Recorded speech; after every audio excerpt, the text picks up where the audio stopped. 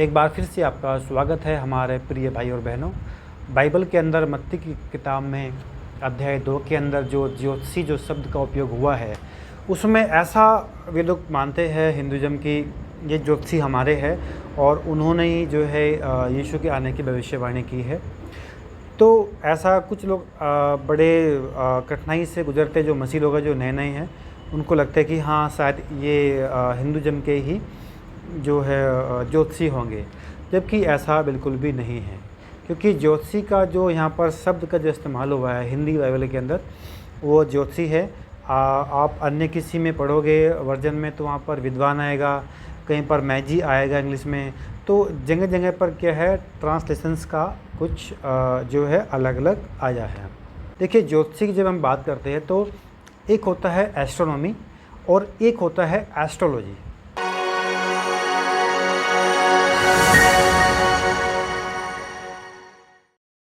तो सबसे पहले हम बात करते हैं एस्ट्रोनॉमी की। एस्ट्रोनॉमी जो होता है उसको हिंदी में बोलते हैं खगोल शास्त्र या खगोल शास्त्री या खगोल विज्ञान।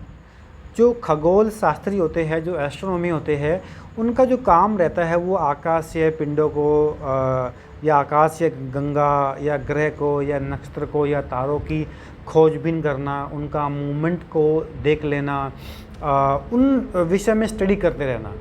तो उनको बोलते हैं खगोल शास्त्री यानी एस्ट्रोनॉमी। अब बात करते हैं एस्ट्रोलॉजी की। एस्ट्रोलॉजी के विषय में आपने आजकल कई सारे यूट्यूब्स पे, कई सारी साइट्स पे, कई सारे उनके ऐड आपने ऑफलाइन भी देखे होंगे, ऑनलाइन भी देखे होंगे। कहीं पर कोई फ्लैक्स लगा हुआ है। हमारे यहाँ दिल्ली में मायापुरी में मैंने देखा था कि एक गुरु का लगा वहाँ पे ज्योतिषी आचार्य का एक बोर्ड लगा हुआ है। वो वहाँ पर फ़ी भी पेमेंट करना होता है। तो वो भविष्य के लिए व्यक्ति की जो है ना, उनकी हाथ की रेखा को देख के उनको भविष्य के बारे में बताते हैं। उनका भी कुछ कनेक्शंस जो है आकाशीय पिंडों पे, उनके तारों के आधार पर वो वहाँ पर उनको बताने की कोशिश करते हैं कि तुम्हारा भविष्य ऐसा है, तुम्हारा भविष्य वैसा है, तुम्हारा भविष्य में ये होने वाला है, ये घटने वाला है। तो वे एस्ट्रोलॉजी के आधार पर कुछ अपना मैथमेटिक्स लगाते हैं और व्यक्ति को उनकी हाथ की रेखाओं के आधार पर उनके भविष्य के बारे में उनको व्यक्त करते हैं। जब हम बात करते हैं एस्ट्रोनॉमी की, तो एस्ट्रोनॉमी को बाइबल के अंदर जो खगोल शास्त्री है उनका जो फाउंडेशंस है वो मजबूत इसलिए मिलता है क्योंकि उन लोगों ने प्रभु यीशु मसीह को लेकर के भविष्यवाणी पढ़ी थी और उन्होंने पुराना जो यहूदी जो नियम है उसको भी उन्होंने अच्छे से पढ़ा है, जांचा है, जाना है। क्योंकि एस्ट्रोनॉमी असूरी के साम्राज्य से कुछ मिलता हुआ ये उस समय से, उस कार्यकाल से ये आता हुआ आ रहा है। और एस्ट्रोनॉमी को लेकर के इन लोगों ने जो भी पढ़ा है, जैसे आप देख सकते हैं गिनती किताब में अध्याय 24 वचन 17, जहाँ पर लिखा है कि इज़राइल में एक तारा उदय होगा। तो ऐसी तमाम बहुत सारी भविष्यवाणी, जैसे यशायाह हो गया है, 9 का 6 हो गया है। तो ये बहुत सारी भविष्यवाणी को उन्होंने पढ़ा था और उन्होंने अच्छी खासी रुचि इसके अंदर दिखाई थी और उन्होंने अपने आधार पर उन्होंने तारों का एक ग्रह को उन्होंने उसी समय से जोड़ना शुरू कर दिया कि एक मसीहा जो आएगा तो उसकी भविष्यवाणी जो बाइबल में लिखी हुई है, यानी ये पूरी होनी अनिवार्य है। तो उन्होंने अपने मैथमेटिक्स के अनुसार उन सभी कार्यकालों को खोजना और समझना शुरू कर दिया है। अपने नक्षत्र को, अपने ग्रह को, अपने तारों को, अपने पिंड्स को, उन्होंने सबका अपना मैथमेटिक्स, सबका कैलकुलेशन उन्होंने सेट करना उसी समय से शुरू कर दिया था। और जब एक टाइम आया, जब एक समय पूरा हुआ, तो उसी ही तारे को उन्होंने ऑब्जर्व किया और उसी तारे के पीछे पीछे उन्होंने क्या किया, उसका पीछा किया और उसी तारे के आधार पर उस भविष्यवाणी को पूरा होना ठहराया।